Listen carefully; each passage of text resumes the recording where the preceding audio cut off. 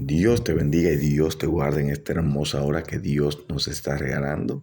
Sea Dios glorificado en cada corazón, en cada vida, en el nombre poderoso de Jesús de Nazaret. Te doy la bienvenida a esta cápsula de poder y de fe y quiero invitarte a que te suscribas a nuestro canal si aún no lo has hecho, que le des a la campanita para que no te pierdas ninguno de los nuevos videos que estamos subiendo diariamente. El día de hoy quiero ministrar la vida de cada uno de nosotros bajo el tema: no sobrepases su paciencia, o no sobrepases la paciencia de Dios, que es básicamente lo mismo. No sobrepases su paciencia. La palabra de Dios que vamos a leer está en la primera carta del apóstol Pedro, capítulo 3, verso 20. Dice aquí en el nombre de Jesús la palabra: los que en otro tiempo desobedecieron, cuando una vez esperaba la paciencia de Dios en los días de Noé, mientras se preparaba el arca, en la cual pocas personas, es decir, 8, fueron salvadas por agua. Bendito sea Dios. Esta palabra, hermanos, vino a mi espíritu mientras estaba meditando en las misericordias del Señor, en la grandeza de esa misericordia de nuestro Dios.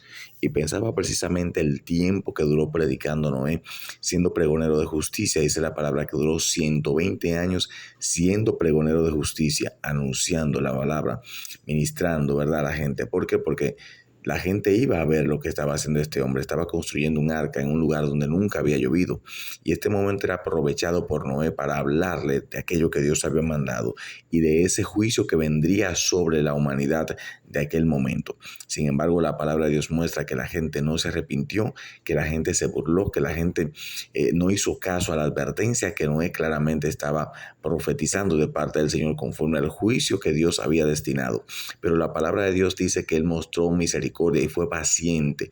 Nuestro Dios aguardó durante un largo periodo de tiempo, no solamente el tiempo en el cual el pecado empezó a consumarse y los pies del ser humano iban de continuo al mal, sino que también 120 años también le otorgó, y Noé fue pregonero de la justicia de ese Dios durante 120 años.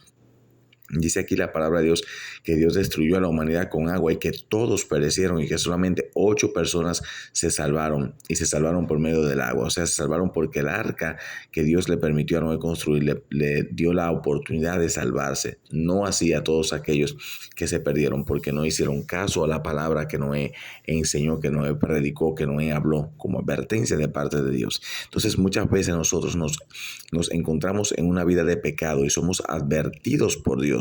Dios nos dice: no haga esto, no haga aquello, no continúes en ese camino porque tu final será un final de muerte, tu final será un final de juicio. Sin embargo, nosotros insistimos en pecar, insistimos en hacer lo incorrecto. Y recuerdo que cuando Dios me llamó en el 2010 a su camino. Sin embargo, durante 4 días duramos el Señor y yo ahí batallando, Él persiguiéndome y yo corriendo. Y llegó un momento que simplemente tuve que rendirme ante el Señor porque Dios estaba procurando darme salvación y vida eterna, y su paciencia había llegado al límite para conmigo. Sin embargo, pasaron 2 años hasta que yo viera aquello que Dios me mostraba en sueños, donde yo aparecía muerto. Y el Señor, entonces, allí en ese momento, 2 años después, alguien fue a matarme a la iglesia, pero ya Dios me había cambiado de bando. Ya no pertenecía al bando de las tinieblas, sino que ahora pertenecía al grupo de los escogidos, al grupo de la familia de los hijos de Dios. Así que al haber cambiado de bando, al haber cambiado de familia, Dios protegió mi vida, Dios guardó mi corazón, Dios guardó la integridad de mi persona y no fui asesinado en aquel lugar. Pero si me hubiera insistido en pecar, si hubiera insistido en hacer lo incorrecto, 2 años hubieran pasado para que yo para que partiera de esta tierra de manera errada, de manera incorrecta, y me hubiera perdido por la eternidad por no hacer caso a la voz de Dios. Y es lo que quiero en esta mañana hablarte a tu corazón.